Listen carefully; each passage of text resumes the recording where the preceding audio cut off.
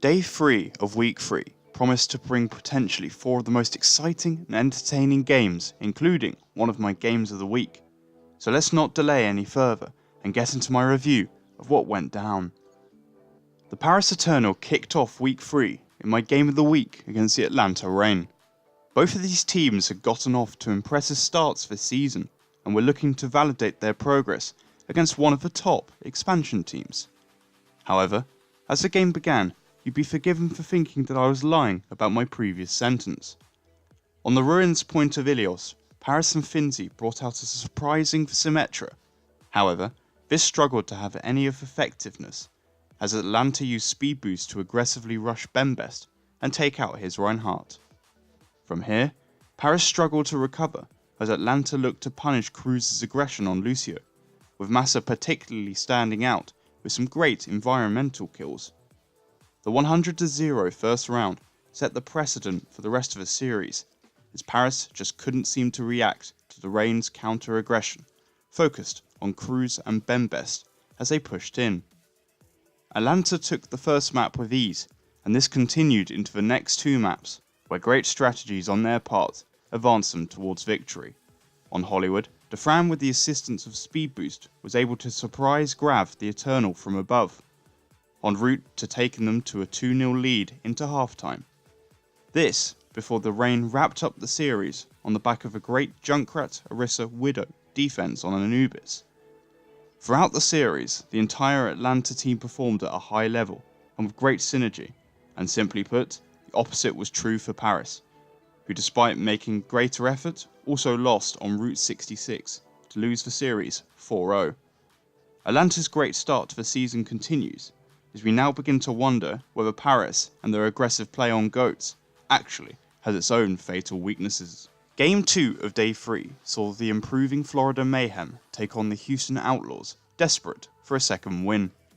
The first major point that came from this game was a number of different faces, old and new, who got playtime throughout the series. Once again on the side of the Mayhem, Apply and McGravy were swapped in, whilst Barney also got some stage time on the Zenyatta. All the maps were quite close in one way or another, but the Outlaws kept on winning teamfights in the big moments, usually because Swan was caught out of position from going in too aggressively, or because Florida mismanaged their ultimate economy. We saw a little variation in compositions as Houston came out of halftime, in which they led 2-0, with an Orisa Bastion defense on horizon, which, despite not winning them the map outright, burnt enough time off the clock to make their attack easier, from which they were able to guarantee the series. On the final map, Rialto, Florida came out with Tavik on his now signature Payload May, which caused chaos when her ultimate was combined with Graviton, and was just enough to beat out the distance set by Houston to win the map and keep the scoreline to 3-1. Houston will hope to gain some confidence and momentum from this win, whilst Florida may worry that their compositions and pocket picks may become predictable and countered in the future. Now it should come as no surprise to anyone that the San Francisco Shock made quick and easy work of the Washington Justice in a series that finished 4-0. Looking quickly at the positives for the Justice, their team coordination and synergy, particularly between Janice and Corey, has been progressing and improving week by week, but their ultimate management has been very poor in crucial situations. As for the Shock, they ended up doing what was expected and needed from them in a very mature and efficient manner. The team synergy returned to the same quality of their Vancouver match last week, and the whole squad seemed very motivated to destroy their opponents, as shown by their record completion on Numbani.